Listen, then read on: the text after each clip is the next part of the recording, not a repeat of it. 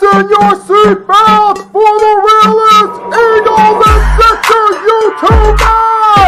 One who plays no clickbait and gets to the point! The myth, the legend, Nicky Steves!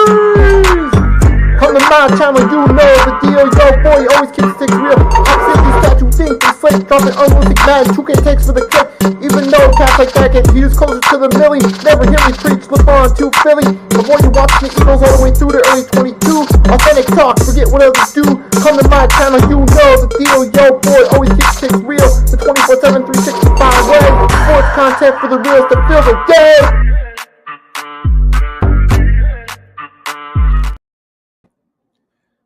Good morning, folks. Hope you had a great Easter weekend, great Resurrection Sunday, or for some people, a 420 Sunday. But with that being said, it is Monday morning, 10 a.m. Eastern Standard Time. We're just days away from the start, opening night of the 2025 NFL Draft on Thursday. We had the NBA playoffs officially started over the weekend. And that's what's in store for the subject matter for today. But first, before we dive into the main subject, do a quick shout out to the Hardcore Sports Network for always letting me stream on their platforms. We're doing this live on both the Nicky Steves and Hardcore Sports Network channels. So shout out to them as always for their support. Without any further ado, let's dive right into it. First, the rant of the week is going to be a little bit off subject with the NFL Draft and NBA playoffs, but it is the rant. The rant's going to be about the Jake Paul, Julio Cesar Chavez Jr. fight, not necessarily about the fighters itself, but about how the sport of boxing has put itself in a predicament, morning Mitch, where they've allowed celebrity fights to be bigger than their regular fights. Now, I'm not mad at Jake Paul at all for capitalizing on his window of opportunity to make money with the sport. I don't blame him one bit. But my biggest problem is the promoters have put themselves in a situation, the guys like Oscar De La Hoya, Top Rank, Lou DiBella, so on and so forth, where people care more about celebrity fights than they do their main fights. Notice as soon as that fight was announced, people immediately reacted to it. But the same reaction wasn't in place for the heavyweight rematch last year between Tyson Fury and Alexander Usyk, or the fight for the light heavyweight title with Bitterbeef and Bivlov. The point being is that boxing's clear promoters are more focused on celebrity fights, and it's been that way for a good handful of years. Now, the celebrity fights have drawn to its credit, but that's also the part of the problem is that promoters in boxing have allowed this to happen. They've allowed part of it is the rise of mixed martial arts, but also the fact that a lot of time promoters have allowed for years big money fights to go under the window and not take advantage of their opportunity. Like case in point, Pacquiao Mayweather. How long did it take for that to finally happen? It took about 5 years too late. Or the Roy Jones Bernard Hopkins rematch years ago, that took forever to finally happen. But that was one of the things. Promoters not capitalizing on opportunities to do big fights, turned fans away, whereas UFC was doing it. They were producing a lot of the big name fighters versus each other, and they were able to get fans in. A lot of people kind of tuned out boxing, but the promoters have themselves to blame for this, where they've allowed celebrity fights to become bigger than fights from their real boxers, for lack of a better term. But that's what the promoters get for poor promoting over the years, not adjusting to mixed martial arts, and realizing, hey, they were doing something that boxing wasn't, having the big fights to draw people in. Boxing didn't adjust, and now they're paying for it. But that's just my short rant. Now we're going to dive into what it really came here for. We're going to do the mock drafts and to talk a little about the NBA playoffs. So for the mock draft, I'm going to do a brief 3-round mock draft. I'm going to control all 32 teams and try to be a somewhat realistic approach toward this one.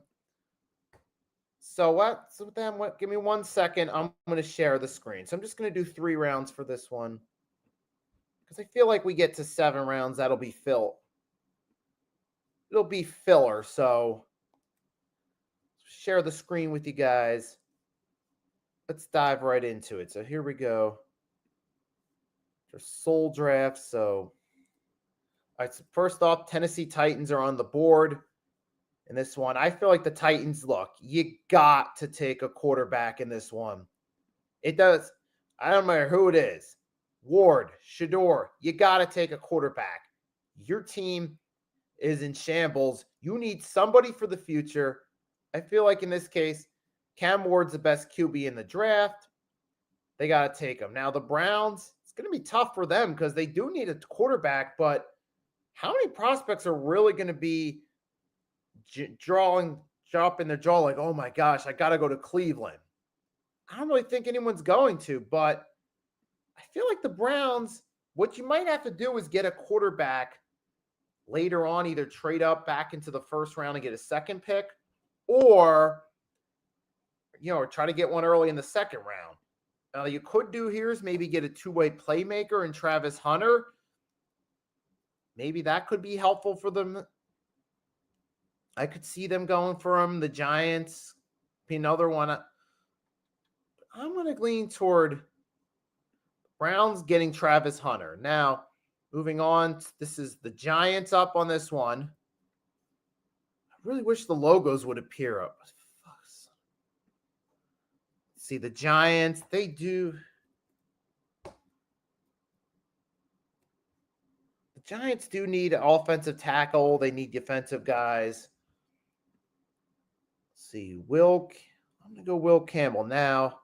Got the Patriots are up next. Give me 1 second. Something doesn't look right.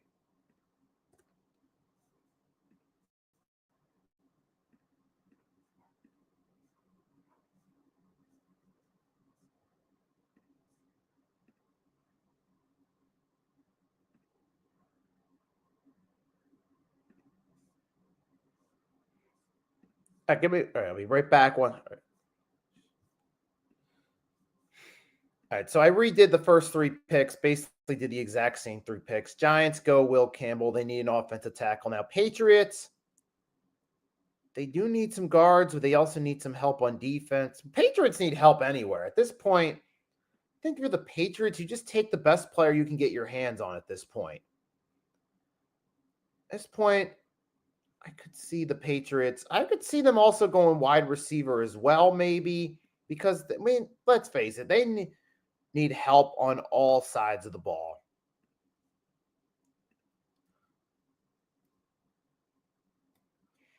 Let's go offensive tackle here. And next up is, you got the Jaguars up next. Like I said, they need help everywhere. Jaguars, I'd say maybe they go. I still think they're going to try to stick with Trevor Lawrence. Maybe they go wide receiver in this one. But you could go defensive tackle, say Mason Graham to the Jaguars. Raiders, I'm calling it Ashton Jeanty to the Raiders. Jets, this is interesting to me because I could see them either going offensive tackle, coming back in a quarterback later, or maybe they do feel Shador's a fit. Maybe the Jets are like, hey, we want that quarterback. Let's go get him. See, for the Jets, I'm going to go with the Jets getting Shador. And the Panthers, I could see Abdul Carter falling to the Panthers. Saints, in this case, probably going either tight end or what? Probably either going wide receiver. I don't think they need offensive line help, though. So I'll say they go Kelvin Banks Jr., 49ers, they need, the Bears, let's see, the Bears, they need help. They mostly got decent wide receiver core. They do need some help on defense and offensive tackle, though. So, maybe the Jets, I'm thinking.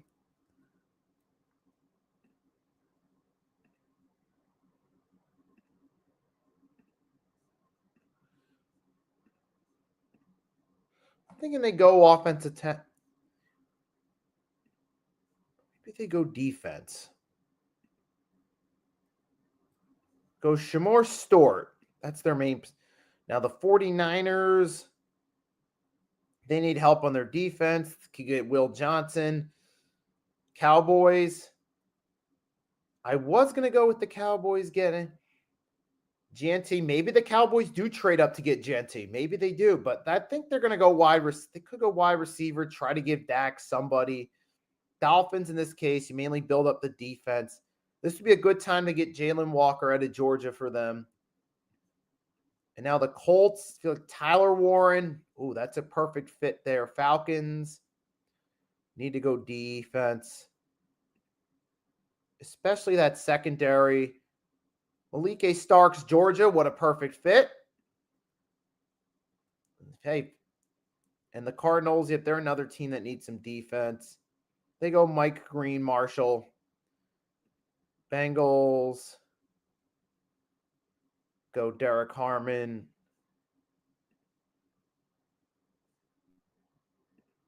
And then Seahawks, I think the Seahawks, maybe they come back and get a quarterback in the second or third round. I could see the Seahawks trying to bolster their offense or their defense. You need a wide receiver. Offense is your most important position. You've made it clear that you're in a full-blown rebuild mode. Got to go get yourself some weapons for the future. I feel that's what the Seahawks do. The Tampa Bay Buccaneers, they got their offense set. They got to improve their defense. So Colston Loveland's going to fall a little bit further. You go Michael Williams. Michael Williams can be a good fit edge as that's become a much more valuable position. Broncos, this will be a great time for the Broncos. Colston Loveland to follow them. Get another weapon for Bo Nix. And for the Steelers, I don't know. Do they? I could see them. I could see Jackson Dart maybe falling to the Steelers. Maybe the Steelers come back and get them so. Maybe they could. Maybe Jalen Milmore. I think the Steelers got to get a quarter. Or maybe this, but the Steelers, though, have always been kind of a run-first team. I feel like they go on Marion Hampton. Chargers, it's either they need wide receivers, but I feel like realistically, knowing the Chargers, they'll either go on the defensive side or the offensive line. I'd say this is where they go and get Jahad Barron. And then the Packers come up next. You got the Packers need. And this could be a good spot possibly for a Walter Nolan to land. Packers, Walter Nolan, that'd be a nice little steal there. And then the Vikings, they can go get the steal. They get Tyler Booker to give J.J. McCarthy some protection. The Texans, they're trying to bolster their offense a little bit. They can go Josh Simmons. That'd be a perfect. And the Rams, I was thinking about, I saw something interesting. This might be a possibility. Maybe the Rams do draft a quarterback. Maybe they draft Jackson Dart with the intention that he could be Matthew Stafford's long-term replacement. Maybe they feel confident taking a quarterback, let him sit behind Stafford. And I think that would actually be a great fit for Dart too, because then he can sit and learn from Matthew Stafford. He goes to a coach who has a great reputation with quarterbacks, and it would be a good starting point for him to bolster his confidence. Now for the Ravens, I'd say this is where they take Nick Imawari, get them help some safety. Lions, they need help on the defensive side. They're probably going to go for some.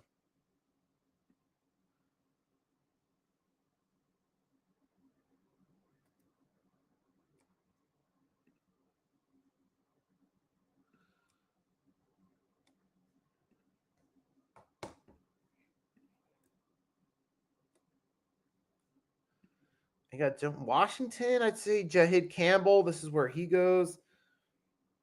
Buffalo, you want to get yourself some help on that defensive side. But then again, this has been the approach for years. Then Kansas City. I think in this case, after that Super Bowl, you get yourself the best offensive lineman you can. In this one, Gray Zabel's the best available. Kansas City gets him.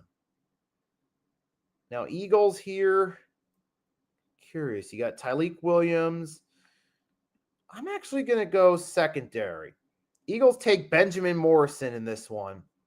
And FYI, I'm going to be doing an Eagles mock draft specifically for the Eagles at 1 p.m. Eastern Standard Time. So I got another live stream coming, specifically an Eagles mock draft. Now we're moving on to the second round. Jalen Boyle's the best quarterback available. They're going to take him. Giants went with an offensive tackle in the first round. It's where I feel they pulled the trigger right here on Talik Williams, try to bolster this. Now the Titans, they said got a wide receiver, they got a quarterback. Now they get a wide receiver here. Jaguars. Let's take a look. You see the Jaguars. The Jaguars, they did go and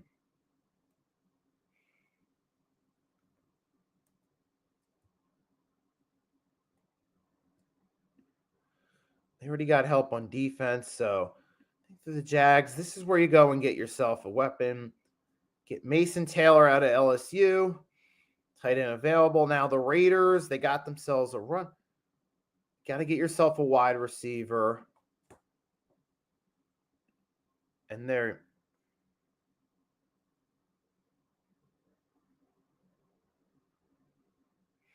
and the Patriots get themselves James Pierce Jr. and Ed. And you get the Bears. They did go. The Bears, in this case, do need a running back. Xavier Watts, though, that would be. Get Xavier Watts out of Notre Dame for the Bears. Now the Saints, let's see, got Saints are up next.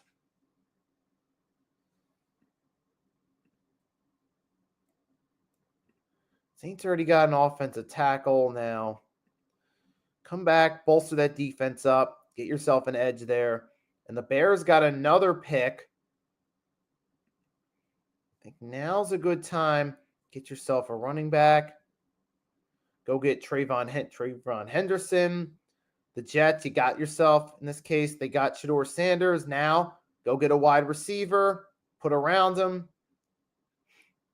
For the 49ers, 31 defense, get a guard in this case, Donovan Jackson. Cowboys got a wide receiver, I think, in this case. Maybe they go Landon Jackson at edge. And they bolster their defense up a little bit. Colts already got a tight end now. Come back, try to give Anthony Richardson some protection.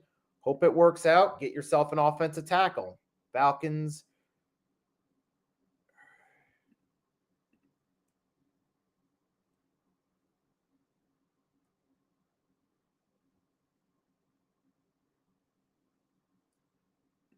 Falcons got a safety in the opening round. Now you got to get. They'll try to get a linebacker in there. Cardinals. This is where the Cardinals could go wide receiver.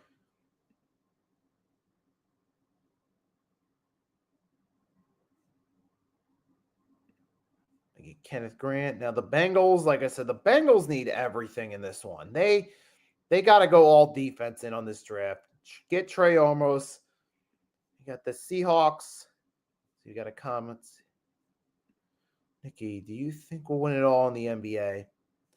I initially thought the Nuggets were going to, but at this point, I got to lean more toward Boston repeating as champ. So I got Boston repeating in this one.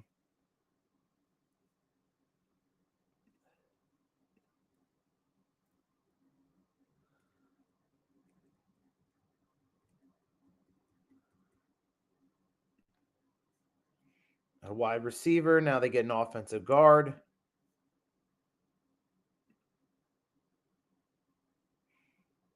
The Denver Broncos, maybe they try to bolster the run game, get a running back going. And now the Seahawks have another pick. Now they get themselves edge out of Ohio State. That could be a good steal for them. And the Buccaneers now, Buccaneers. I'm going on defense with Buccaneers. This is going to probably be a mainly defensive draft. TJ Sanders out of South Carolina.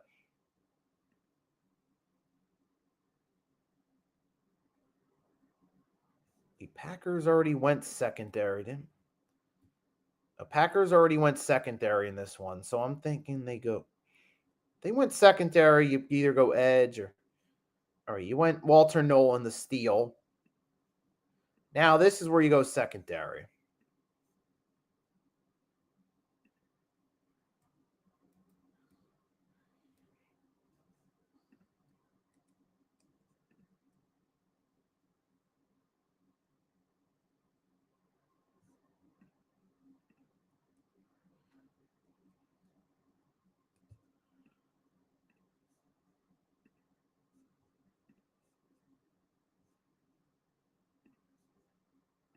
Darius Alexander.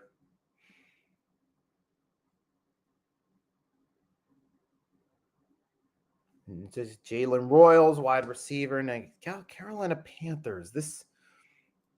Panthers gotta, I'd say in this case, this is where the Panthers go and get a wide receiver. You need someone for Bryce Young to throw the ball to. You can't just go with all defense. You got to give your quarterback some wide receivers. At least give them some chance of succeeding. He went offensive guard. Texans got to get a wide receiver to replace Stephon Diggs.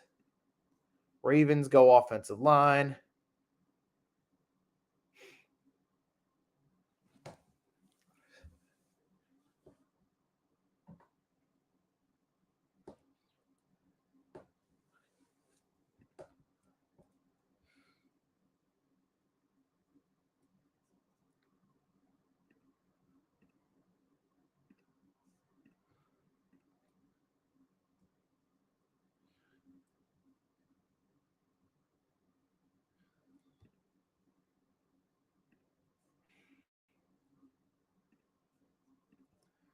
Detroit Lions. Yep. Oh, here's a good steal for the Lions. Washington.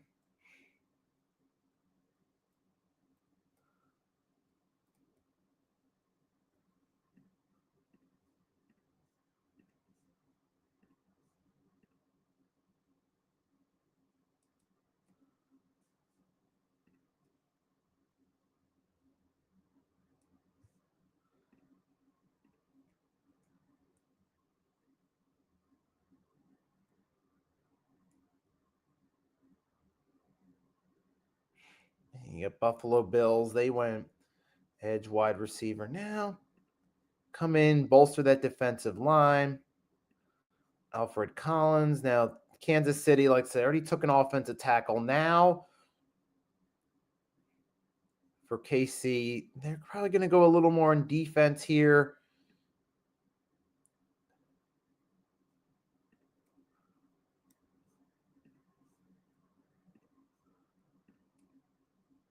And you get the Eagles. Like I said, now we got to come back and get ourselves an edge or a defensive tackle. Got to go defensive tackle here.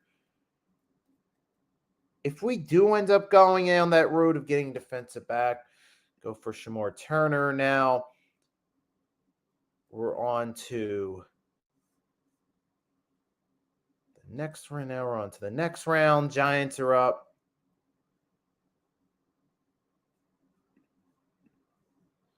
Giants are going to take offensive guard.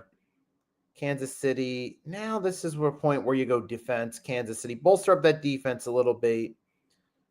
Prince out of Kent State. You already got the Browns take a quarterback. Now go get a wide receiver. At least try to bolster this team. Raiders. We went wide receiver. No, we went defense, wide receiver. Gotta go defense here for the Raiders. Go Maxwell Hairston.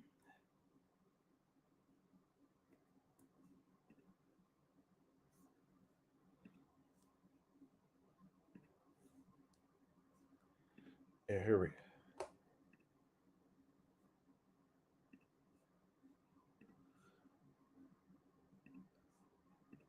Now you get the Saints. We got them. And the Saints could go running back here, get themselves someone to help out. Because they got wide receivers. They needed. Well, now Bears. This would be a good spot to get a linebacker. Go get Barrett Carter at a Clemson.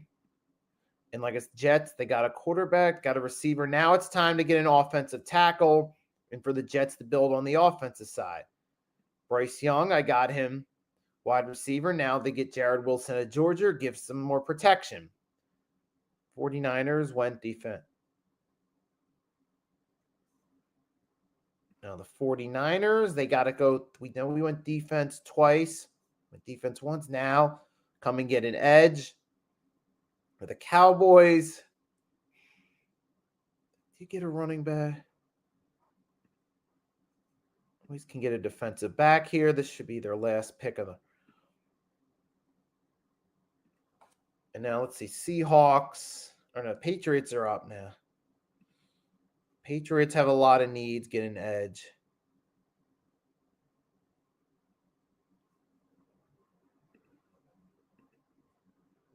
Cardinals are going to get themselves an offensive guard here. You got the Texans.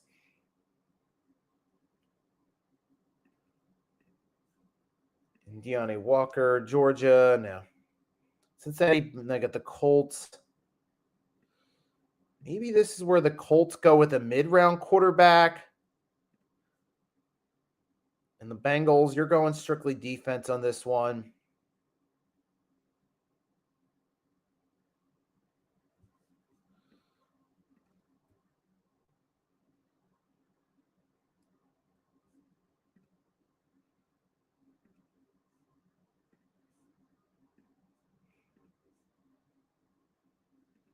And the Seahawks could go get an offensive tackle. And this is where I have the Steelers. Let me go for a steal. Get themselves a quarterback here, Will Howard. The Bucks, you can end Denzel Burke at Ohio State. Now the Broncos. This is now that I'm going to go with the Broncos leaning more toward defense. Junior. Chargers probably come and get a wide receiver later because knowing Harbaugh, he's going to lean more toward his run game and his defense. He's kind of got that old school mentality. Packers, now I think the time for to get a wide receiver has come.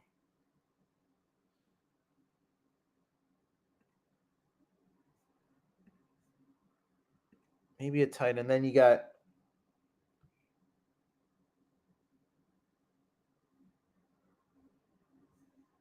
Jaguars getting an offensive tackle. And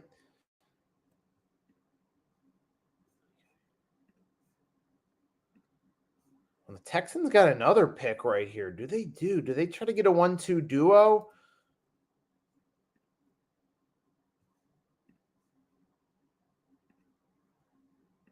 And they're going to. I got the Rams. They got a quarterback earlier. Now the Rams can lean toward defense.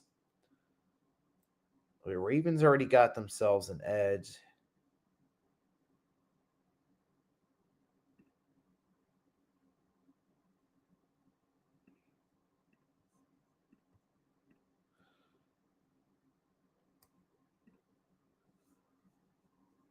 Ravens. Joshua Stewart. That'd be a good one.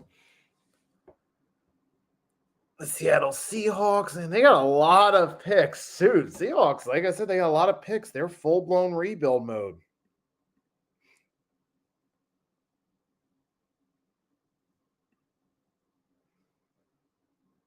Now the Seahawks. Look, they did have. Let's take a look at this little cheat sheet right here. Seattle Seahawks, they got themselves mostly their offensive line. Now they got to focus a little more in on the defense. Got to build up that secondary for the future. What more picks do we have? Here we go up to 102.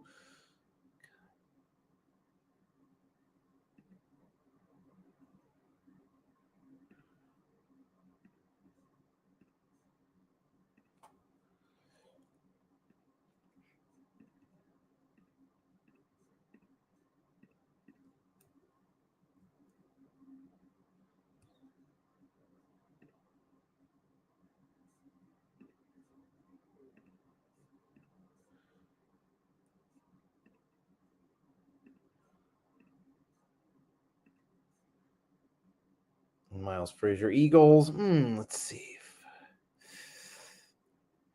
Gotta go. Kyle Kennard. Let's do that. Kyle Kennard. Could be a possible one I do in one of my mock drafts coming up. Hold on a second.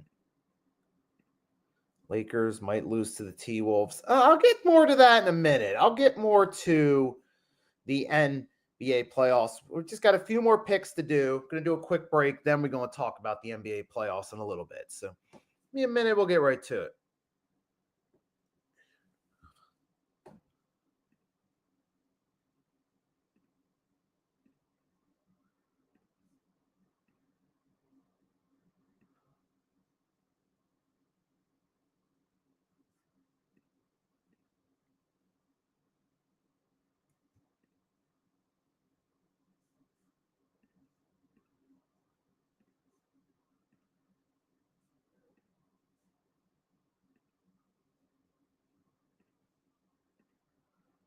Giants. We'll get a tight end for the Giants. 49ers go off. We went offensive guard already. 49ers going to have to mix it up and go something different here.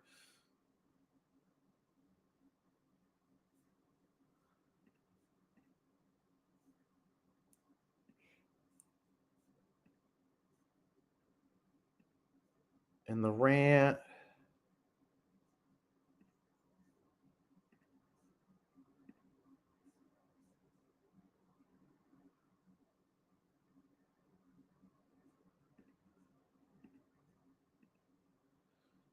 Detroit Lions, they're mostly going defense. Now, I was going to be a smart ass and say they could go quarterback because Jared Goff ain't really the long-term answer, especially come playoff time, but I'm also going to be realistic. I don't think they're going for QB, and all right, that's the full result for this one right here. I'm going to download it.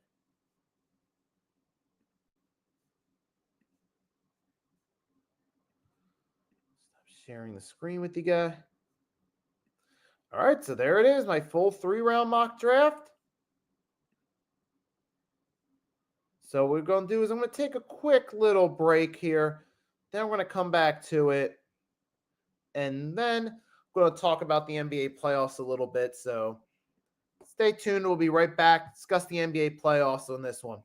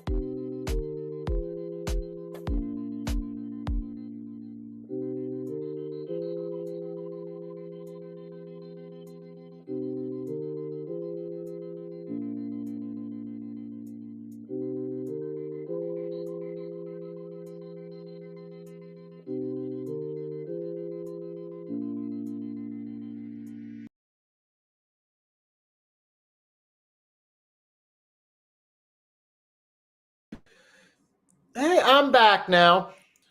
Now that we got the mock drafts out of the way, And before, though, we switch gears to the NBA playoffs, I will heads up, I'm going to be doing an Eagles mock draft at 1 p.m. Eastern Standard Time. So after we go off with this one, we're going to have a few hours in between.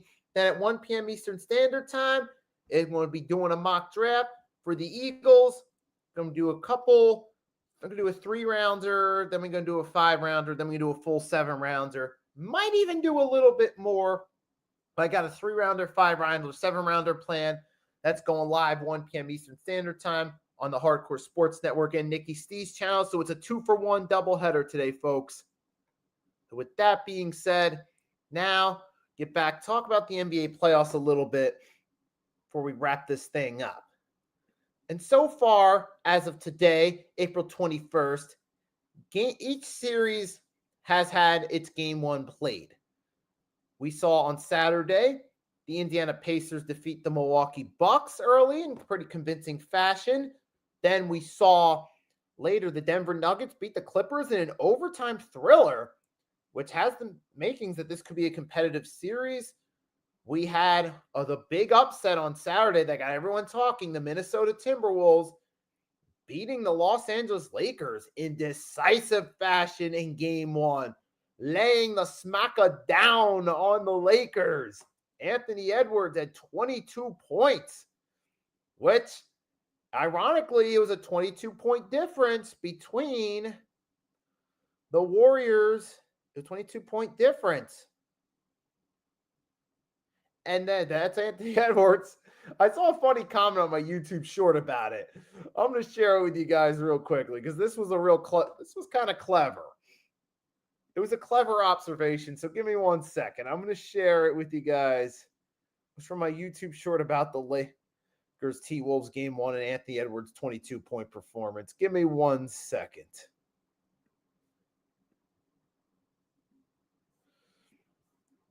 Here we go. I'm going to share it with you guys. And this put it together perfectly. Say final 117-95. Pretty convincing win. Anthony Edwards led the way. 22 points, 8 boards, 9 assists. But if Anthony Edwards didn't score, it would have been a tied game, which was a clever analogy referring to Anthony Edwards scoring 22 points because there was a 22-point difference in the final score. Now, obviously, we know if Anthony Edwards didn't score in the 4 quarters, which realistically, I don't see that happening, only if he doesn't play, but it would have gone to overtime. So obviously, the tied game isn't necessary, but it's kind of an interesting observation, though, that, hey, Anthony Edwards scored 22 and it was a 22-point win. But damn, that's crazy. But Jaden McDaniels had himself a good game defensively, had numerous steals, had a bunch of boards. So Jaden McDaniels, he's a bit of a factor to watch out for, especially on the defensive side. He was in game one. Now, can he keep that streak going throughout the series? That's the question that remains to be seen. Now, and I'm going to stick with the Lakers T-Wolves since David brought this up.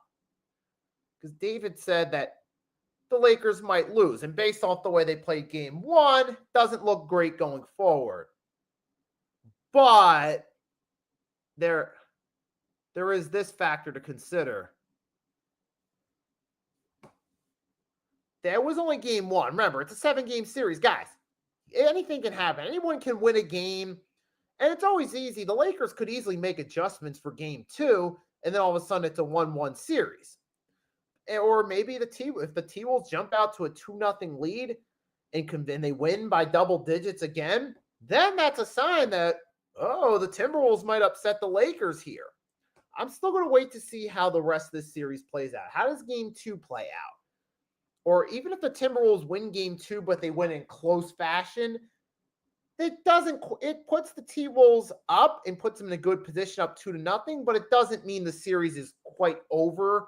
If this at least ends up being a competitive game two, like the T-Wolves win off a buzzer beater 3, it's like, yep, T-Wolves up 2, but it's not over yet. I'm going to wait and see how this plays out because anything can happen in game one. Any team can have a good game one, catch another team by surprise, and then the team that lost can make adjustments come game two. So I'm not counting the Lakers out just yet. with all due respect to the T-Wolves, and I'm not saying that the T-Wolves can't win the series. I'm not saying that at all. They certainly can. However, one game alone is not going to be the deciding factor. So, yeah, I do think, hey, if Anthony Edwards can have himself good performances and continue to dominate offensively, he could lead this team to a deep playoff run again. That's what he did last season. When they upset the Denver Nuggets, it's possible. And then Jaden McDaniels on defense has been a great presence. He could continue to dominate, give them a chance. I mean, he had a few steals in that one. He's been coming on lately. Well, so we're going to see how that series plays out. The other series I was interested in was the Pistons-Lakers. That was the other Saturday game. That was a good back-and-forth game. The Jalen Brunson shine had 38, and he helped the Knicks bolster to a fourth-quarter comeback and win the game against the Pistons. Now, with that being said, as far as that series, my early impressions are this could be a good series.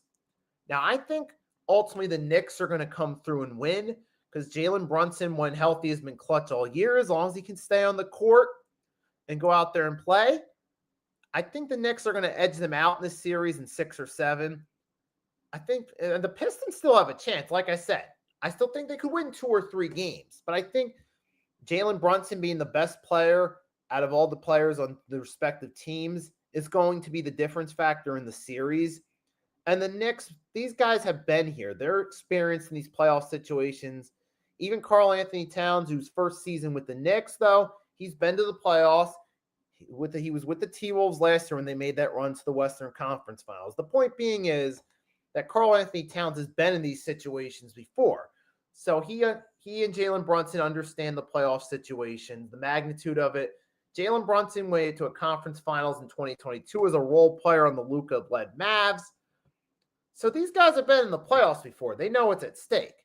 I feel like their experience in these situations and Jalen Brunson being the best player on both teams will be the difference factor. However, it's going to be a good series.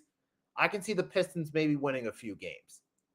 But as far as game 1 goes, Cade needs to do a little bit better going forward in these situations. Now, to be fair, this was his first playoff game, so he's not, he can learn from it. He can adjust learn how to deal with the pressure and make adjustments going forward. But though, obviously, he needs to learn from that game 1 experience, figure out what he can do to take that next step to help them in the series. For the Nuggets-Clippers, that's going to be a good series, man. Jokic helped lead the Nuggets to victory. I think that's going to be like the Western Conference equivalent to the Knicks-Pistons, where I think in this case, Jokic being the best player on the 2 respective teams, plus the Nuggets having more experience in these situations, having won a championship 2 seasons ago will be the difference factor.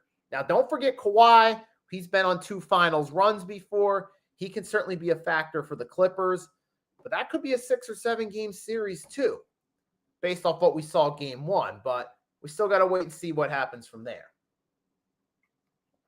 Bucks-Pacers, the way the Bucks played in that game, it doesn't look like they're going to hold up. Pacers are the much quicker team. We're better at the fast break. We're more efficient shooting. Bucks need Dame Lillard back. But even then, if he does come back, is he going to be rusty? Is he still going to be able to help carry them alongside Giannis in the series? I don't know. As far as yesterday goes, Heat and Cavs, the difference is Cavs have a better all-around team, more players that can produce on offense. That was the takeaway from game 1. You got Bam and Tyler Hero on the Heat. They're the best players there, but what do the Heat have outside of that can really give them a chance against the Cavs? I didn't see it. Because for the Cavs, I see it. You got Donovan Mitchell was leading the way, but you had Darius Garland had himself a nice game. Ty Jerome had himself a good playoff debut. So these guys are much better as a team, and they're clicking, and that's going to be the difference factor in this series against the Heat. For the out west, 2 versus 7, Warriors versus Rockets. The Rockets got to learn to play better in these situations. But to be fair, this was game 1 for most of those players, their very first playoff game. They can learn and adjust, but I think the Warriors' experience, particularly with Curry and Butler, is going to help the Warriors. Because you saw they were on yesterday. I said in my predictions, I got them winning this series. And I think yesterday, to me, validated it. It made me more confident that they're going to win the series. But we got to see what the Rockets can do to adjust. They got to learn to play better defense.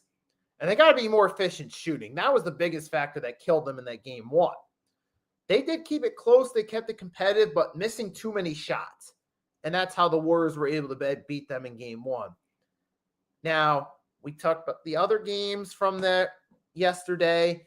You got the Celtics and Magic.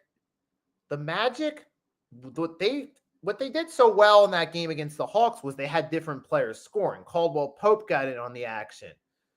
It wasn't just Wagner and Banchero. Yesterday, Wagner and Banchero tried their best to carry the weight. But I remember, but the Celtics as a whole were playing much better as a team. You had Derek White was out there balling, 30 points. Tatum, even Brown, limited with a knee injury, still had 16 points. And you still had Peyton Pritchard with 19. That's the biggest factor. They got multiple players that could score. Now, you also had Wendell Carter Jr.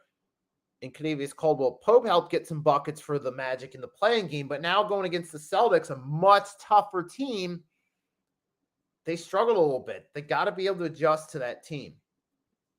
But so far, I do think Boston's got their number. It's only game one, but the way they beat them 103-86 in convincing fashion, you got me convinced, no pun intended, that Boston's winning this series, if not the finals for the second straight year. Some Sixers fans may not like it, but you got to be realistic. It could happen. It very well could happen. And then we're talking about talk about out west. We already talked about the Lakers, talked about the Rockets, about the Nuggets series. And you got the OKC Thunder against the Grizzlies. To me, it looks like a mismatched series, even though it's only game one, but I kind of had a feeling the Thunder are just the better all-around team. I don't see the Grizzlies being able to win out this series. Maybe they can win a game, maybe if lucky 2 games, but I wouldn't even be surprised if it was a sweep. I'm thinking either for a sweep or a 5-game win for the Thunder in that series. And the Grizzlies tried their best, but they're clearly outmatched. Like, they were able to mesh well. Even in the playing game against the Warriors, they lost. They played solid, but remember, the Warriors, with all due respect, are not as well-rounded a team as the Thunder. So I think the Thunder got their number there. So those are my early takeaways. But then again, we're just into day 3 officially of the NBA playoffs. It was only game ones. We're going to have to wait and see where it goes from there. So with that being said, to everyone that tuned in to episode 6 of the 3-Point Blitz, thanks for your support. I appreciate it as always. Next week on episode 7, we'll recap the NFL draft winners and losers and talk more about the NBA playoffs. And speaking of the NFL draft, while we're on subject, in about 2 hours, 1 p.m. Eastern Standard Time, I'll be back live both on Nikki Steve's channel and Hardcore Sports Network to do full mock drafts for the Philadelphia Eagles. A 3-rounder, a 5-rounder, and a full 7-rounder. So stay tuned for that, 1 p.m. Eastern Standard Time today. That being said, hope you guys enjoyed. I hope you stop by for the chat in a few hours. But if not, have a great rest of your day. It's your boy, Nikki Steve, signing off. Till a few hours. Peace.